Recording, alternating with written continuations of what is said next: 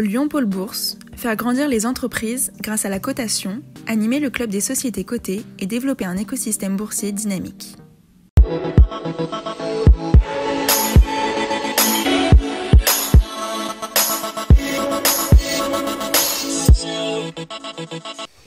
Bonjour et bienvenue dans Bourse et Valeurs, au cœur du forum Lyon Pôle Bourse des valeurs régionales. Nous accueillons à présent Hugues Morin, le CEO de Clasquin. Bonjour. Bonjour.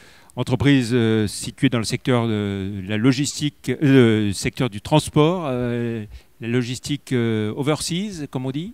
Absolument. Aérienne, maritime. Absolument. Notre métier, donc, c'est d'organiser les flux internationaux de marchandises de nos clients à travers le monde. Notre caractéristique, c'est d'être la seule ETI et multinationale du secteur. Voilà, Clasquin basé à Lyon, mais bien sûr une activité très internationale. Oui, on est basé à Lyon, fiers de l'être, et puis 64 bureaux à travers le monde, principalement en Asie, en Europe et Amérique du Nord. On a réalisé l'année dernière une belle acquisition Cargolution en Amérique du Nord, au Canada. Donc aujourd'hui, le plus grand bureau du monde de Clasquin est à Montréal. Avant de parler de la situation ensuite, ce qui s'est passé ces derniers mois, Clasquin en 2019, c'était quel chiffre d'affaires? 331 millions d'euros de chiffre d'affaires avec 980 collaborateurs. Voilà. Et puis bien sûr, forcément, très impacté, j'imagine, par ce qui s'est passé, la crise Covid. Situation inédite, ouais. Un choc pour nous de la demande. Situation de stop and go avec les clients, avec à la fois des commandes qui disparaissent, qui ne sont pas honorées, puis après des reprises d'activité assez brutales, et puis choc d'offres dans notre métier. On est dans l'aérien, le maritime, beaucoup moins d'avions qui volent, donc plus beaucoup d'espace dans les avions pour prendre du cargo. Et donc il a fallu se substituer aux compagnies aériennes et monter des solutions inédites, comme des charters, pour réaliser et assurer la continuité des opérations. Alors, en ce qui concerne votre activité, il faut souvent prendre en compte le nombre d'opérations.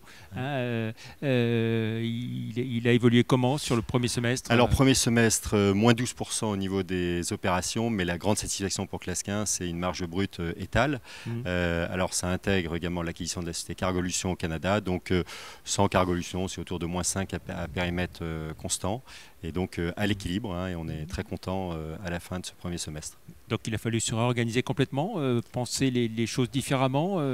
Oui, je pense que la première chose, ça a été surtout d'être extrêmement agile, beaucoup écouter à la fois les clients, les collaborateurs, et puis prendre des décisions rapides, puisqu'il fallait s'ajuster sur certains marchés, sur certains segments d'activité. L'aérien a été beaucoup plus touché que le maritime.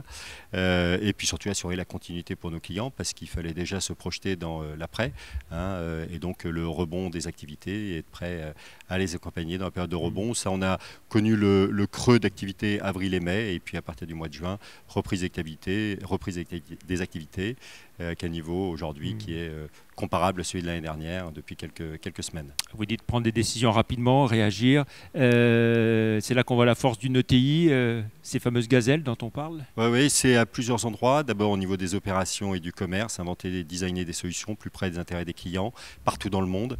Donc beaucoup les écouter et puis laisser de l'autonomie aux gens pour qu'ils décident et aillent très vite.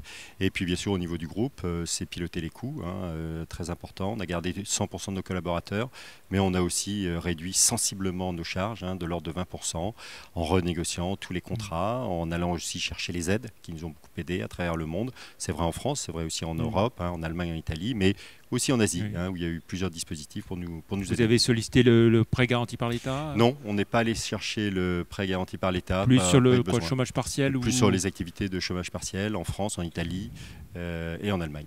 Si on essaye de se projeter jusqu'à la fin de l'année déjà, comment est-ce que vous voyez les choses? Alors, peu de visibilité. Les activités ont repris, donc on a pris un niveau d'activité aujourd'hui peut dire proche de celui de l'année dernière, et puis, mais en revanche très peu de visibilité.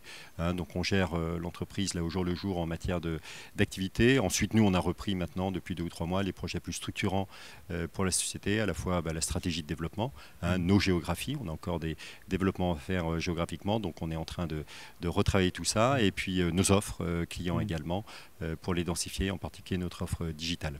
Voilà, par rapport à moyen terme, donc si on se projette. Ces zones de développement, elles se situent où? Alors nous, on a un dispositif géographique avec beaucoup de bureaux en Asie. On a un dispositif qui est assez complet. Et puis en Europe, là, on a encore des pays à conquérir. Je pense à tout le Benelux, le UK, la Suisse, où on n'est pas présent. L'Amérique du Nord, on a fait beaucoup de boulot avec l'acquisition de Cargolution l'année dernière. Et puis nous, ce qui nous intéresse pour les 10 prochaines années, c'est l'Afrique subsaharienne en particulier. On est maintenant présent significativement au Maghreb grâce à la société LCI Clasquin qu'on avait achetée en 2015. Et puis maintenant, on part en Afrique subsaharienne. C'est une nouvelle aventure passionnante. Et donc, j'espère qu'on va progresser dans les années à venir. Très bien. Eh bien, plein succès pour ces projets de développement. Merci, M. Morin, d'être venu dans Bourse et Valeurs pour faire le point sur Clasquin. Merci, au revoir. Merci à vous.